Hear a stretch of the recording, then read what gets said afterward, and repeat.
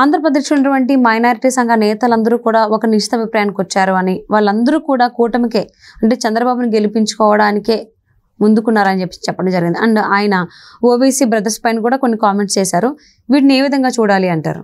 MIM party అధినేత అసదుద్దీన్ ఓవైసీ గారు 2019 ఎన్నికల సందర్భంగా జగన్మోహన్ రెడ్డి గారి గెలుపుకి కీలకంగా దోహదం చేసిన కొన్ని ఫ్యాక్టర్స్లో ఆయన కూడా ఒక ఫ్యాక్టర్. జగన్మోహన్ రెడ్డి గారికి మద్దతుగా ఆంధ్రప్రదేశ్ రాష్ట్రం ముస్లింలని ఓవైసీ గారు అప్పీల్ చేస్తూ జగన్మోహన్ రెడ్డి గారికి మద్దతు తెలపండి, చంద్రబాబు నాయుడు గారిని ఓడించండి అని చెప్పని ఒక స్పష్టమైన పిలిపిచ్చారు. అంటే కర్ణుడి చావుకి 1,00,000 కారణాలు అన్నట్టుగా చంద్రబాబు నాయుడు గారి ఓటమికి చాలా కారణాలు దోహదం చేసినాయి. అందులో ఈ ఓవైసీ గారిది కూడా ఒక ఫ్యాక్టర్. 2014 నుంచి విభజన జరిగిన రాష్ట్రం, రాజధాని లేని రాష్ట్రం, అక్కడ 5 కోట్ల మంది ప్రజలు ఏ విధంగా సతమతం అవుతున్నారు, వాళ్ళ రాజధాని నిర్మాణానికి ఏ విధంగా పూనుకుంటున్నారు, అక్కడ ప్రభుత్వం ఏ విధమైన ప్రణాళికలు రచించుకుంటుంది, వాటి కోసం వనరులు ఏ విధంగా సమీకరించుకుంటుంది, అక్కడ ప్రజలకు ఏ విధమైన సంక్షేమాన్ని అందిస్తున్నారు, ఏ విధమైన పథకాలు అమలు చేస్తున్నారు, ఏ విధమైన అభివృద్ధి సాధించుతున్నారు, ఇవేవి ఈ ఓవైసీకి ఎప్పుడు ఏ స్టేజ్లో కనీసం ఆంధ్రప్రదేశ్ అనే ఒక రాష్ట్రం ఉంది. మొన్నటి వరకు హైదరాబాద్ రాజధానిగా ఉమ్మడి రాష్ట్రంగా కొనసాగింది, ఇప్పుడు విడిపోయారు, అక్కడ కూడా ప్రజలు ఉన్నారన్న భావనే లేదు అతనికి. కానీ 2019 ఎన్నికలు సమీపించేటప్పటికి అప్పటికప్పుడు జగన్మోహన్ రెడ్డి గారి గెలుపు వాళ్ళకి చాలా అవసరం. ఎందుకు అవసరం అని అంటే ఇక్కడ కొంత చారిత్రక నేపథ్యం గురించి కూడా ప్రస్తావించుకోవాలి. తెలుగుదేశం పార్టీ ఆవిర్భావానికి ముందు హైదరాబాదులో ఎప్పుడు రాజకీయ ప్రయోజనాలు అవసరమైతే అప్పుడు తాత్కాలికంగా మత ఉద్రిక్తతలు, ఘర్షణలు సృష్టించి తద్వారా రాజకీయ లబ్ధి పొందిన పార్టీలో ఎంఐఎం పార్టీ కూడా ఒకటి. ఓకే. ఆ ముస్లిం అనే ఎమోషన్ ప్రాతిపదికగా వాళ్ళ రాజకీయ మనుగడ కొనసాగింది. ఈ సందర్భంగా ఎన్టీ రామారావు గారు తెలుగుదేశం పార్టీ ఏర్పాటు చేసి వారు ముఖ్యమంత్రిగా పదవి బాధ్యతలు చేపట్టిన తర్వాత నిత్యం కర్ఫ్యూలు, ఘర్షణలతో సతమతం అవుతూ ఉండే హైదరాబాద్లో ఈ ఘర్షణల్ని ఉక్కుపాతంతో అణిచివేసి ఆ రోజు శాంతి భద్రతలకు విఘాతం కలిగించే అన్ని రకాల శక్తుల్ని కట్టుదిట్టంగా అణిచివేసిన నేపథ్యం ఎన్టీ రామారావు గారిది. ఆ తర్వాత చంద్రబాబు నాయుడు గారి ప్రభుత్వ హయాంలో కూడా ఆ రోజుల్లో సలావుద్దీన్ ఓవైసీ గారు రాజకీయంగా కొంత రిటైర్మెంట్ తీసుకోవటం, అంటే ఎంపీగా కొనసాగుతూ ఉన్నారు. ఎమ్మెల్యేగా యూకే నుంచి బారిస్టర్ ఎట్లా చేసొచ్చిన నవయువకుడుగా అసదుద్దీన్ ఓవైసీ గారు, ఆయన సోదరుడు అక్బరుద్దీన్ అప్పుడప్పుడే ఈయన ఎమ్మెల్యేగా నెగ్గున్నారు. ఇటువంటి పరిస్థితుల్లో నిత్యం అంటే ప్రతి శుక్రవారం ప్రార్థనల సందర్భంగా మక్కా మస్జిద్ దగ్గర ఒక ఘర్షణపూరిత వాతావరణం సృష్టింపబడుతుండేది. ఓకే. అటువంటి పరిస్థితుల్లో చంద్రబాబు నాయుడు గారు ముఖ్యమంత్రిగా ఉన్న సందర్భంగా ఆ మత ఘర్షణల్ని ఉక్కుపాదంతో అణిచేసే ప్రయత్నం జరిగింది.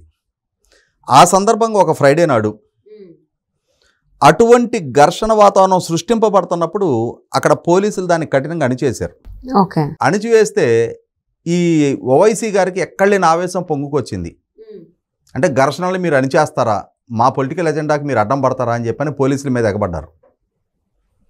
ఎగబడితే పోలీసులు ఎమ్మెల్యే అని చూడకుండా ఈప్స్ ఆఫ్ చేశారు.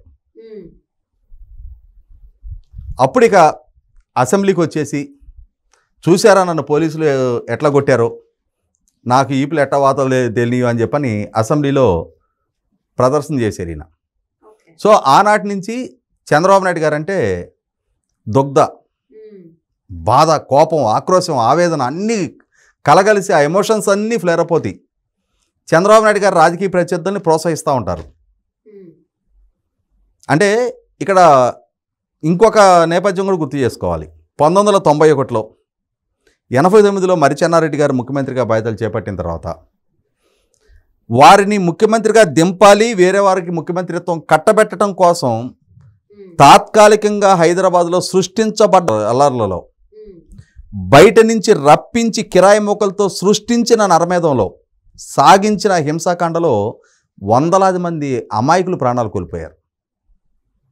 దానికి బాధ్యులు ఎవరు అనేది మర్రిచెన్నారెడ్డి గారు స్వయంగా అసెంబ్లీలోనే చెప్పడం జరిగింది. రాష్ట్రానికి తెలుసు, ప్రజలకు తెలుసు, హైదరాబాద్ వాసులకు తెలుసు, అక్కడ ప్రాణాలు కోల్పోయిన ప్రతి కుటుంబానికి తెలుసు ఎవరి వల్ల ఈ హింసాకాండ చెలరేగింది అని. అయినా సరే చంద్రబాబు నాయుడు గారి మీద ఉన్న ద్వేషంతో చంద్రబాబు నాయుడు గారి ప్రత్యర్థులకి అనాదిగా మద్దతు ఇస్తూ వచ్చిన వ్యక్తి ఈ అసదుద్దీన్ ఓవైసీ. ఇతను ఏరి కోరి 2019 ఎన్నికల్లో జగన్మోహన్ రెడ్డి గారి గెలుపుకి అప్పీల్ చేశారు. ఆ చేసిన అప్పీల్ని అంటే చాలామంది చేసిన అప్పీల్ని ప్రజలు పరిగణలోకి తీసుకున్నట్టుగానే దీన్ని కూడా కొంతమంది అయినా సరే పరిగణలోకి తీసుకున్నారు. చంద్రబాబు నాయుడు గారిని ఓడించారు. ఓడించారు. మీరు కోరుకున్న ప్రభుత్వం అధికారంలోకి వచ్చింది. మరి గత 5 సంవత్సరాలుగా మళ్ళీ అక్కడ ప్రజలు ఏ విధంగా బతుకుతూ ఉన్నారు? నేను గెలిపించిన పార్టీ, నేను గెలిపించిన ప్రభుత్వం అక్కడ ప్రజలకు అనుకూలంగా పరిపాలన చేస్తుందా లేదా? అక్కడ నన్ను ప్రేమించే, నన్ను ఇష్టపడే ముస్లిం పాపులేషన్ కూడా ఉంది ఆ రాష్ట్రంలో కూడా. మరి వాళ్ళ శ్రేయస్ కోసం ఈ ప్రభుత్వం పనిచేస్తుందా లేదా అని చెప్పని ఎప్పుడన్నా ఆలోచించారా? ఎప్పుడన్నా ఇక్కడికి వచ్చి వాళ్ళ కష్ట సుఖాల గురించి ఆరా తీశారా? ఈ ప్రభుత్వం వాళ్ళని సరిగా చూసుకుంటుందా లేదా? వాళ్ళ సంక్షేమ పథకాలు సక్రమంగా అమలుపరుస్తుందా లేదా? వాళ్ళకి ఎన్నికల ముందు చేసిన వాగ్దానాలను నెరవేర్చిందా లేదా? వాళ్ళు ఏం ఫీల్ అవుతున్నారనేది ఎప్పుడన్నా ఆలోచన చేశారా?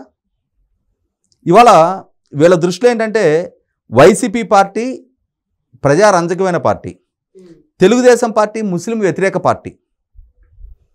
ఇక్కడ గుర్తు చేసుకోవాల్సిందేంటి? ఇప్పుడు ఫారూక్ షిబ్లీ గారు చెప్పింది యథార్థం. ఇవాళ ఆంధ్రప్రదేశ్ రాష్ట్రంలోనే కాదు, ఉమ్మడి రాష్ట్రంలో కూడా ఇవాళ హైదరాబాద్లో హజ్ యాత్రికుల కోసం హజ్ హౌస్ నిర్మాణం జరిగింది. ఉమ్మడి రాష్ట్ర ముఖ్యమంత్రిగా చంద్రబాబు నాయుడు గారి హయాంలో నిర్మాణం చేసింది. నాంపల్లి దగ్గర ఉంటుంది. ఇప్పుడు మనం ఇటు నుంచి వెళ్తున్నప్పుడు లెఫ్ట్ సైడ్ ఉంటుంది, నాంపల్లి స్టేషన్ కంటే ముందు. ఓకే. పబ్లిక్ గార్డెన్స్ దాటిన తర్వాత, తెలుగు విశ్వవిద్యాలయం దాటిన తర్వాత లెఫ్ట్ సైడ్ ఉంటుంది హజ్ హౌస్. చంద్రబాబు నాయుడు గారి హయాంలో నిర్మాణం జరిగింది. ఇవాళ ఆంధ్రప్రదేశ్ రాష్ట్రంలో 13 జిల్లాల్లో కూడా ఉర్దూని సెకండ్ లాంగ్వేజ్గా గుర్తించింది చంద్రబాబు నాయుడు గారి ప్రభుత్వం. విజయవాడలో, కడపలో 2 చోట్ల హజ్ హౌస్లు నిర్మాణం చేసింది చంద్రబాబు నాయుడు గారి ప్రభుత్వం. ముస్లిం బాలికలకి వివాహ సందర్భంగా వాళ్ళకి పెండ్లి కానుక, దుల్హన్ అనే పేరుతోటి ఆ పెండ్లి కానుక ఇచ్చే పథకాన్ని 50,000 రూపాయలు ఇచ్చే పేద ముస్లిం కుటుంబాలకి ఆ పథకాన్ని అమలు చేసింది తెలుగుదేశం పార్టీ. రంజాన్ సందర్భంగా రంజాన్ తోఫా అందించింది తెలుగుదేశం పార్టీ. తెలుగుదేశం ప్రభుత్వ హయాంలో ఎప్పుడూ మత ఘర్షణ జరగల, అల్లర్లు సృష్టింపబడలా, మతాన్ని రాజకీయానికి వాడుకోలా, ప్రజలందరినీ సమాన భావంతో ప్రేమించారు, పాలించారు. కానీ వాళ్ళ జగన్మోహన్ రెడ్డి గారి పరిపాలన హయాంలో మరి జగన్మోహన్ రెడ్డి గారి గెలుపుకి అప్పీల్ చేస్తూ ఉన్న ఓవైసీ గారు ఇదే జగన్మోహన్ రెడ్డి గారి ప్రభుత్వ హయాంలో రాష్ట్ర వ్యాప్తంగా ఎంతమంది ముస్లిం మైనారిటీల మీద దాడులు, దౌర్జన్యాలు జరిగిన, నంద్యాలలో అబ్దుల్ సలాం అనే ఒక మైనారిటీ ఆయన చెయ్యని దొంగతనాన్ని ఆయన మీద మోపి వేధింపులకు గురి చేసి కేసులు పాలు చేసి కుటుంబాన్ని అవమానపరుస్తుంటే తను తన భార్య 2 బిడ్డలతో రైల్వే ట్రాక్ మీద పడుకొని ఆత్మహత్య చేసుకుంటే ఎక్కడికి పోయాడు ఈ అసదుద్దీన్ ఓవైసీ? నా మైనారిటీ సోదరుల కుటుంబానికి దుస్థితి ఏంటి అని చెప్పని ప్రభుత్వాన్ని నిలదీయలేదే, వచ్చి వారికి అండగా నిలబడలేదే. అదే అంశాన్ని షిబ్లీ గారు ప్రస్తావించారు. ఇవాళ నరసరావుపేటలో మసీదు స్థలాల ఆక్రమణకు గురవుతుంటే అడ్డుకున్నందుకు ఇబ్రహీం అనే మసీద్ కమిటీ సభ్యుడిని నడిబజార్లో హత్య చేస్తే ఎక్కడున్నాడు ఈ అసదుద్దీన్ ఓవైసీ? ఇవాళ చిత్తూరు జిల్లాలో ఒక బాలిక స్కూల్ టాపర్గా ఉంది, మైనార్టీ బాలిక. 2nd ప్లేస్లో అక్కడ స్థానిక వైసీపీ నాయకుడు కుమార్తె ఉంది. ఈ అమ్మాయి ఉండటం వల్ల నాకు 1st ప్లేస్ రావటం లేదు అని చెప్పిన వాళ్ళ నాన్న కంప్లైంట్ చేస్తే స్కూల్ టాపర్గా ఉన్న అమ్మాయిని స్కూల్ నుంచి టీసీ ఇప్పించేస్తే బలవంతాన ఆ హ్యూమిలేషన్ తోటి ఆ పాప ఆత్మహత్య చేసుకొని చనిపోయింది. ఎక్కడ దాక్కున్నాడు ఈ అసదుద్దీన్ ఓవైసీ? అంటే ఒక మైనారిటీ బాలిక స్కూల్ టాపర్గా ఉండకూడదా? అంటే ఇన్ని దారుణాలు జరుగుతున్నప్పుడు ఆయన ఎందుకు గమ్మునున్నారు? ఇవన్నీ తెలియకనా? అదే చెప్తున్నా. అసలు ఆంధ్రప్రదేశ్లో అనే ఒక రాష్ట్రం ఉంది, అక్కడ కూడా ప్రజలు ఉన్నారు, అక్కడ కూడా మైనారిటీలు ఉన్నారు. వాళ్ళకి ఈ జగన్మోహన్ రెడ్డి గారి ప్రభుత్వ హయాంలో సంక్షేమం అందుకుంటుందా, కష్టాలు పడుతున్నారా, ఇవేమన్నా పరిగణలోకి తీసుకున్నారా? దేన్ని పరిగణలోకి తీసుకోవాలా. కానీ ఎన్నికల దగ్గరకు వచ్చేప్పటికి అంటే 2019 ఎన్నికల్లో అప్పీల్ చేశారు, 5 ఏళ్ళు గడిచిపోయింది. మళ్ళీ 2024 ఎన్నికల్లో అప్పీల్ చేయడానికి నేను ఒకడు ఉన్నానని చెప్పని తయారవుతున్నారు. బాధ్యత తీసుకుంటే పూర్తి స్థాయిలో బాధ్యత తీసుకోండి, లేదు అంటే మీ హైదరాబాదు పాత బస్తీకి పరిమితమై మీ హైదరాబాదు పార్లమెంటు స్థానానికి పరిమితమై మీ రాజకీయాన్ని మీరు కన్ఫైన్ చేసుకోండి. ఆంధ్రప్రదేశ్ రాష్ట్రం ఏంటి, అక్కడ ప్రజలేంటి, అక్కడ పాలకులేంటి, అక్కడ రాజకీయ విచక్షణ విఘ్నత ప్రదర్శించగలిగే పరిణతి అక్కడ పౌర సమాజానికి ఉంది. పాలకులు ఏ విధమైన పాలన అందిస్తూ ఉన్నారు, ప్రజలుగా ఏ విధమైన నిర్ణయం తీసుకోవాలనే మెచ్యూరిటీ ప్రదర్శించగలిగే, అంటే ఏ విధమైన నిర్ణయం తీసుకోవాలనే విఘ్నత ప్రదర్శించగలిగే మెచ్యూరిటీ ఆంధ్రప్రదేశ్ పౌర సమాజానికి ఉంది. అక్కడ మైనారిటీ సోదరులు మీకన్నా విఘ్నులు. పాలకుల నుంచి అందుతున్న పాలన వాళ్ళకి తమకు అనుకూలంగా ప్రజారంజకంగా ఉంటే ఆ పాలకుడికి అండగా నిలుస్తారు. లేదు అనంటే వారు కోరుకున్న వారికి ఓటేసే స్వేచ్ఛ వెసులుబాటు ఉంటుంది. ఎన్నికల సందర్భంగా జగన్మోహన్ రెడ్డి గారి కోసం అని చెప్పని ప్రతిసారి వచ్చి ఒక తమాషా అప్పీల్ చేయొద్దు. మీ అప్పీలు మన్నించి ఓటేసి జగన్మోహన్ రెడ్డి గారిని గెలిపించిన పర్యవసానం 5 ఏళ్లలో మైనార్టీల వరకు ఏంటి, రాష్ట్రమే చాలా నష్టపోయింది.